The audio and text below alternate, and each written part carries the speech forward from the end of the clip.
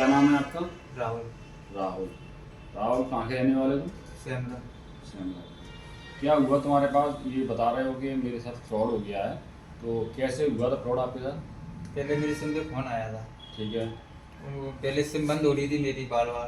हाँ। उन्होंने कॉल किया मेरे को कि आपकी सिम बंद हो रही है भाई, बार बार चालू रखना है कि बंद रखना है। तो मैंने कि सिम पे मतलब ऐसी एक्टिविटी हो रही थी कि सिम में नेटवर्क आ रहे थे, जा रहे थे, कॉल डिस्कनेक्ट हो रहे थे, हाँ, ये पहले से चल रहा था। हाँ। अच्छा, उसके बाद तुम्हारे पास एक नंबर से कॉल आया? नहीं, पहले मैंने सिम चालू करवा ली, कस्टमर को फ़ोन लगा के 198 पे कॉल करके तुमने सिम चालू करवाई? चालू करवा ली। फिर फ़ोन हाल ही फ़ोन आया करंट में। अच्छा। उन्होंने बोला भाई सिम बंद हो रही है आपकी। क्या? मैंने यहाँ सर, हाँ। मतलब उस पर ट्रू कॉलर पे उसका नाम लिखा था कि जियो कस्टमर। जियो कस्टमर। तो मैंने की उन्होंने बोला सिम बंद हो रही है बार बार, तो चालू रखना है कि बंद? मैंने की चालू रखना है। तो तो उन्होंने उस बोला तरफ से कंप्यूटर की आवाज़ थी कि कोई सी व्यक्ति की आवाज़ थी? कंप्यूटर की। कंप्यूटर की आवाज़ थी। हाँ। उसने ये बोला कि सिम चालू रखने के लिए एक दबाएं, वो बंद करने के लिए 8 दबाएं। 8 दबाएं। तो हमने एक दबा दिया। एक दबा दिया। तो उसके बाद क्या हुआ? हल्का वहीं सिम लॉक हो गई, तुरंत डिस्कनेक्ट होगी कॉल और सिम बंद हो गई। बंद हो गई। अच्छा।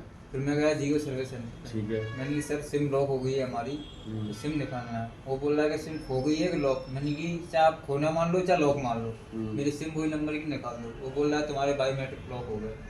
बायोमेट्रिक भी लॉक हो गया है? फिर मेरा आधार कार्ड में। अच्छा। हाँ। फिर मैंने दोस्त को कॉल लगाया, वो बोल रहे तो फिर से आपकी सिम निकल जाएगी। गए, वो बोल रहा है बायोमेट्रिक में फिंगर और फेस एक ही चीज़ होती है। ठीक है। फिर पैसा चेक किया मैंने 9-10 तारीख को, तो पैसे नहीं रहे अकाउंट में। अच्छा, पैसा तुमने चेक किया तो अकाउंट से पैसे भी शायद निकल गए? पैसे भी नहीं रहे। अच्छा, तो तुम्हारे 73,000 के समथिंग पैसे निकल गए? हाँ।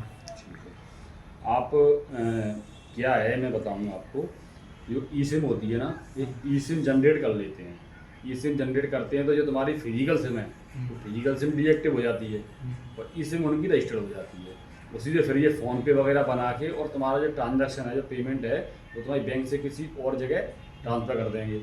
वहीं से ये अपना आधार कार्ड जो है आपका, वो भी वहाँ से उसे लॉक करवा देते हैं। थंब इम्प्रेशन है वो लॉक करवा देंगे, फेस आईडी सब सारी चीज़ें लॉक करवा देते हैं। ठीक है, इसलिए करवा देते हैं कि ये चीज़ें सुधर जाती हैं बाद में। लेकिन फिलहाल 2-3 दिन में ये जितना इन्हें ट्रांजैक्शन करना होता है ना, ये फ्रॉड करना होता है, तो 2-3 दिन तो समय व्यक्ति को लग ही जाता है ये सब करने में। लगता है। ठीक है, उसे पता भी नहीं चलता कि मेरे साथ हुआ क्या, और अचानक से कॉल आया, एक दबाने से ऐसा हो गया। तो ये जो फ्रॉड है, ये एक नए तरीका का फ्रॉड है। तो इस पर आपको विशेष ध्यान देना है कि अगर किसी का कॉल आ रहा है, पहली बात तो 198 पे कॉल करके ही संपर्क करें। बाकी अपना जैसे जियो सर्विस सेंटर है वहाँ पे जाके करें, या बीआई का सेंटर है वहाँ पे जाके करें संपर्क। बाकी इस तरह से कोई कॉल आ रहा है कि आप 1 दबाइए आपकी सिम चालू रहेगी, 8 दबाइए बंद हो जाएगी, इस तरह की कॉलें आ रही हैं, तो आप उस पर बिल्कुल ध्यान ना दें।